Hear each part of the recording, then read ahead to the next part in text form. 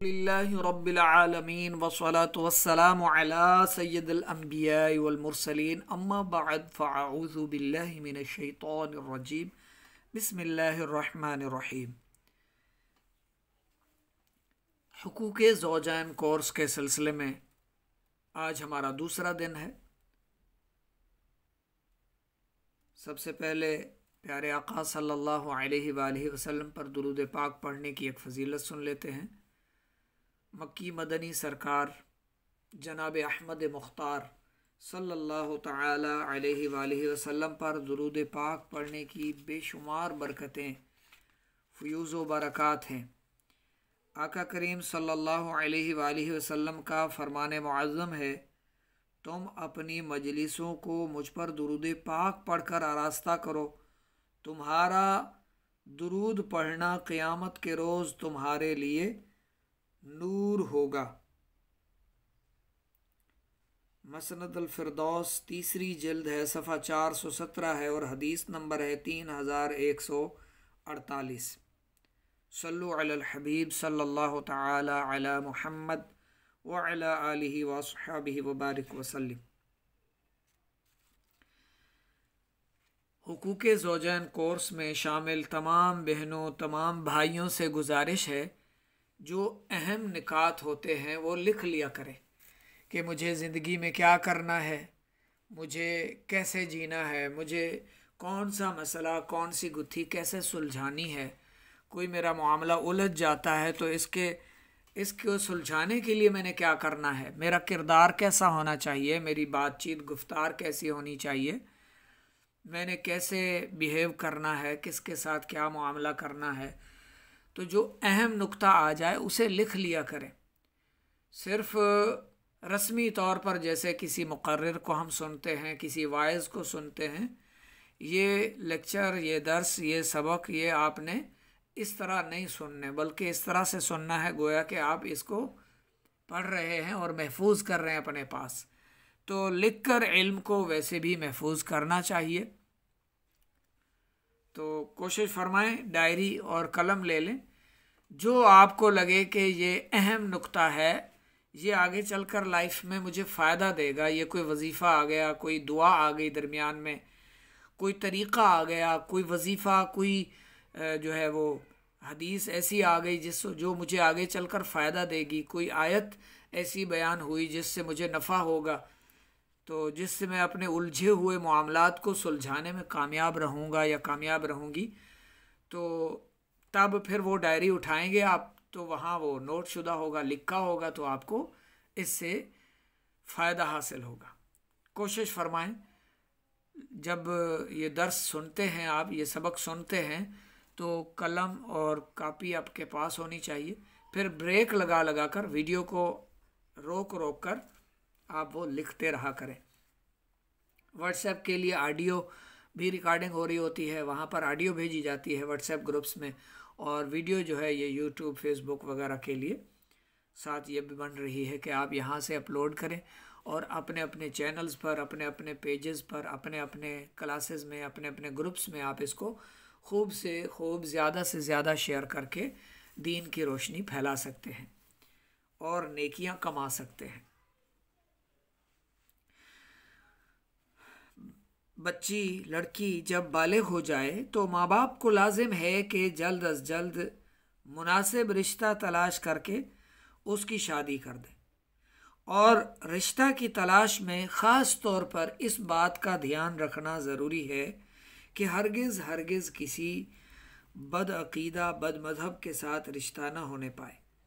किसी बद अखलाक, किसी ऐसे अफराद से रिश्ता जोड़ लेना जिसका अपना दिमाग ही ठिकाने ना हो, ना वो दुनिया का हो और ना वो दीन का हो, ऐसा रिश्ता हरगिज़ ना किया जाए, बल्कि दीनदार और पाबंद शरीयत और पक्का सलात व सुन्नत का पाबंद हो, अपनी रिश्तेदारी के लिए उसे मुंतखब करें।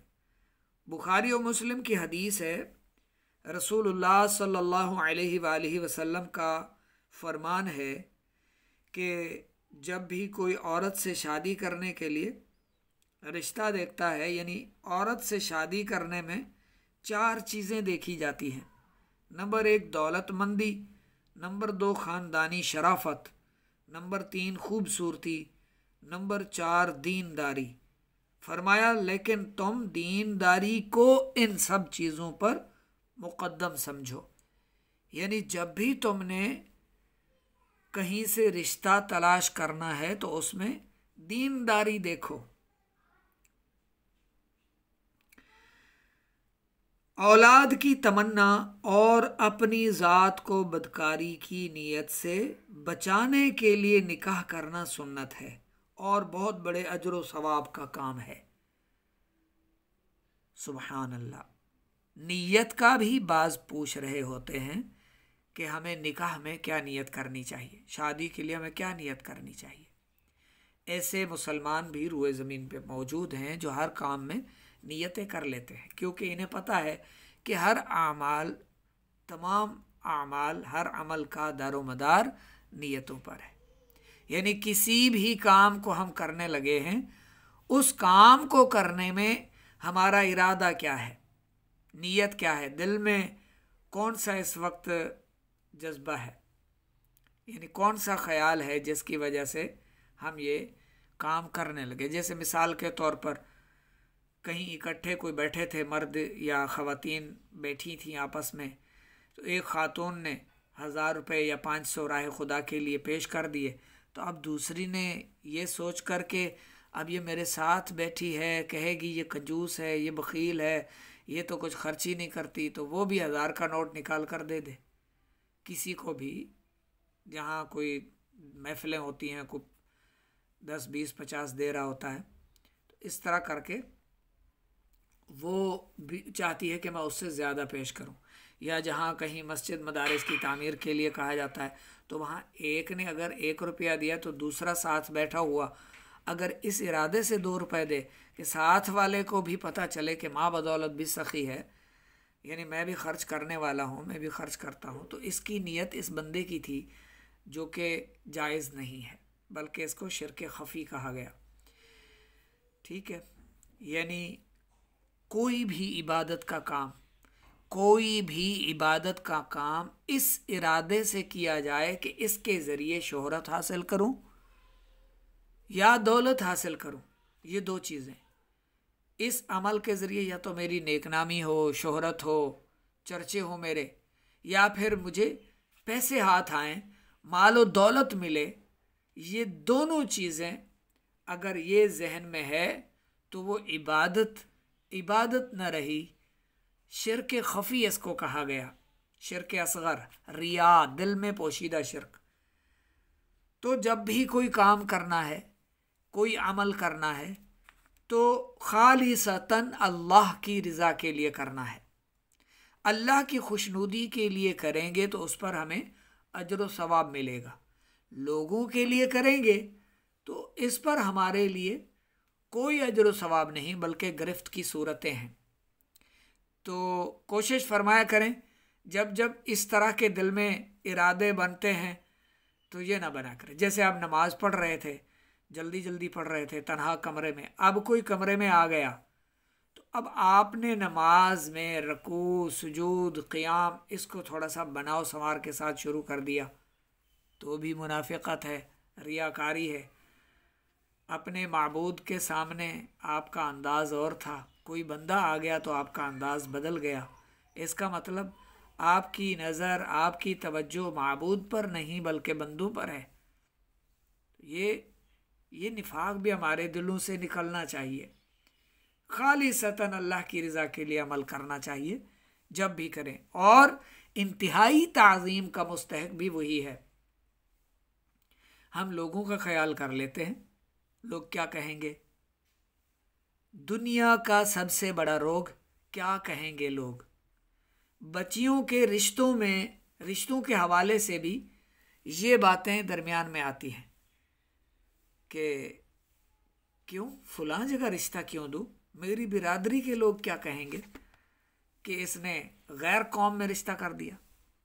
गैर कौम में, अपनी कौम में, ये क्या है, रिश्तेदारियां रिश्ता निकाह करना ये तो खुद को बदकारी से बचाने और औलाद के हुसूल की नीयत से किया जाए, न कि अपनी कौम को बढ़ाने के लिए कि मेरी कौम है मैं अपनी कौम में करूँगा। ये कौमें हमें अल्लाह ने हमारी पहचान के लिए दी है,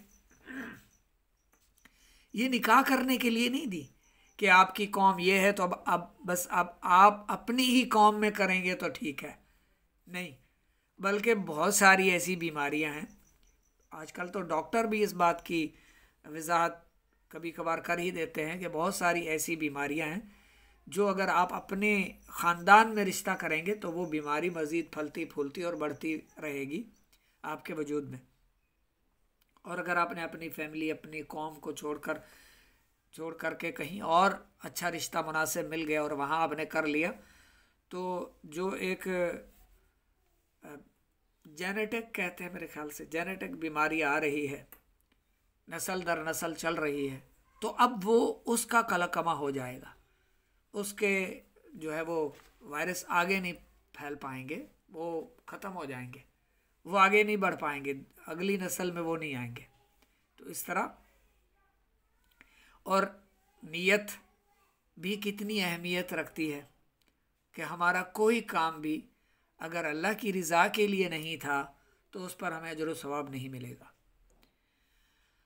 अच्छा, नीयतों के हवाले से सुबह सवेरे आप कई तरह की नीयतें कर सकते हैं कि आज मसलन आज सारा दिन मैं अल्लाह का ज़िक्र करता रहूँगा या करती रहूँगी, दुरूद पाक पढ़ूँगी, इस पारा कुरान पाक का पढ़ लूँगी, मैं दलाइलुल खैरात शरीफ से एक मंज़िल पढ़ लूँगी, और सबसे बाअखलाक और अच्छे अंदाज से बातचीत करने के हवाले से नियत कर सकते हैं, किसी का दिल नहीं दुखाने के हवाले से नियत कर सकते हैं, बीमार की इयादत करने की नियत कर सकते हैं। ठीक है, कुछ ना कुछ अल्लाह की राह में किसी गरीब मुफलिस नादार जो आपके घर में है, जो आपके रिश्तेदारों में है, आपके अज़ीज़ व क़ारिब में, आपकी फ़ैमिली में है और मुस्तहिक़ है और मोहताज है और ज़रूरतमंद है, उसकी हाजत पूरी करने की नियत कर सकते हैं। यानी तरह तरह की नियतें सुबह सुबह कर लिया करें। सुबह बेदार होने में ये आदत बनाएं, सबसे पहले उठे तो आँखों को अच्छी तरह से मसलें, और अगर बीनाई कमज़ोर है तो अपना ही सलावा उंगली पर लगाकर अपनी आँखों पर फेर दें। इससे आपकी बीनाई भी तेज़ होगी और आँखें मोहलिक बीमारियों यानी मोतियों वगैरह से महफूज रहेंगी। उसके बाद दिल ही दिल में बग़ैर ज़ुबान हिलाए 1 से 3 बार पहला कलमा पढ़ लीजिए, उसका तर्जुमा पढ़ लीजिए। उसके बाद आप बेदार होने की दुआ पढ़ें, अल्हम्दुलिल्लाहिल्लज़ी अहयाना बअदमा अमातना व इलैहिन नुशूर।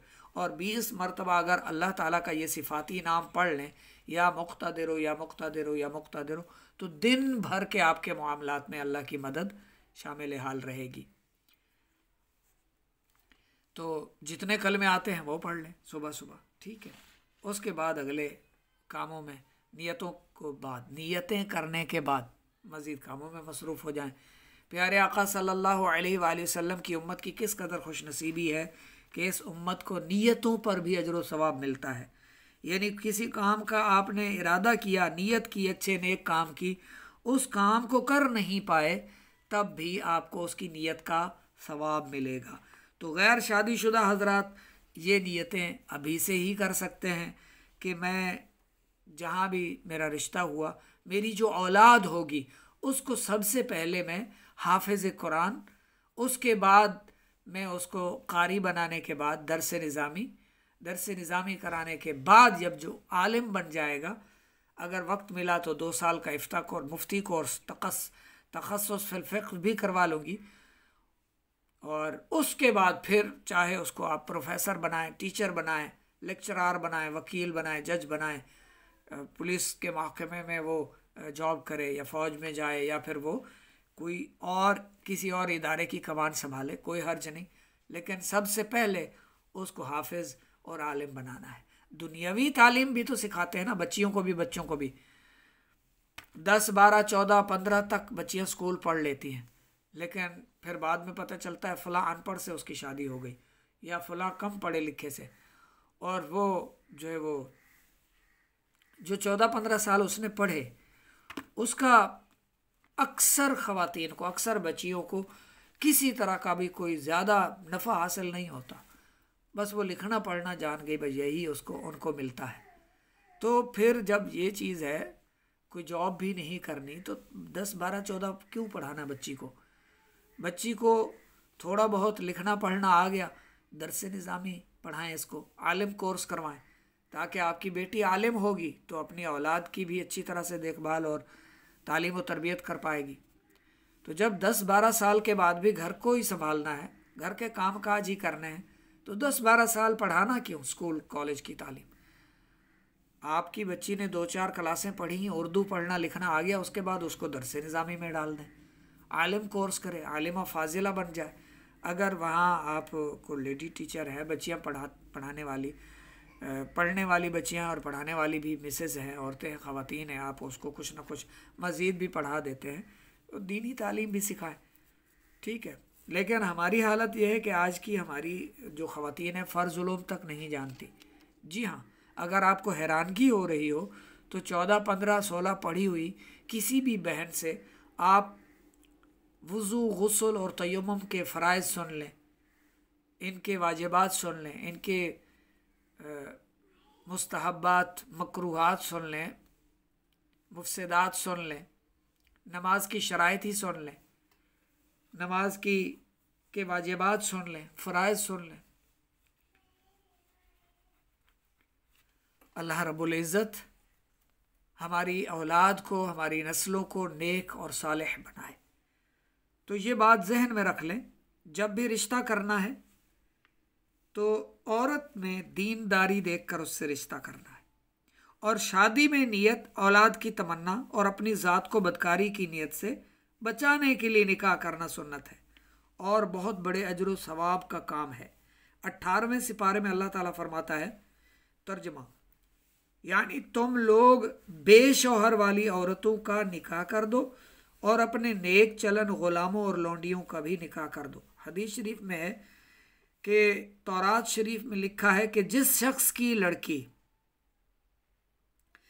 12 बरस की उम्र को पहुंच गई और उसने उस लड़की का निकाह नहीं किया और वो लड़की बदकारी के गुनाह में पड़ गई, तो उसका गुनाह लड़की वाले के सर पर होगा। मिशकात शरीफ की 2 जिल्द में।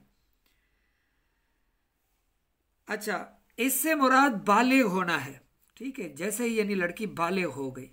दूसरी हदीस में है, हुजूर सल्लल्लाहु अलैहि वसल्लम ने फरमाया कि अल्लाह ताला ने 3 शख्सों की इमदाद अपने ज़िम्मा करम पर ले ली है, कि 3 तरह के लोगों की मदद अल्लाह ताला खुद फरमाता है। नंबर 1, वो ग़ुलाम जो अपने आका से आज़ाद होने के लिए किसी कदर रकम अदा करने का अहद करे और अपने अहद को पूरा करने की नीयत रखता हो। दूसरा, खुदा की राह में जिहाद करने वाला। तीसरा, वो निकाह करने वाला या निकाह करने वाली जो निकाह के ज़रिया हराम कारी से बचना चाहते हो। इन तीनों की अल्लाह मदद फरमाता है। लेकिन निकाह करने वाली या निकाह करने वाला इस तरह की नियत करता ही नहीं कि गुनाहों से, बदकारी से बचने के लिए निकाह करता हूँ या निकाह करती हूँ, औलाद के हुसूल के लिए निकाह करता हूँ या निकाह करती हूँ। ऐसी नियतें शायद ही कोई करता हो। ये मिशकात शरीफ की 2 जिल्द में नियतों का बयान है, शादी के हवाले से, निकाह के हवाले से।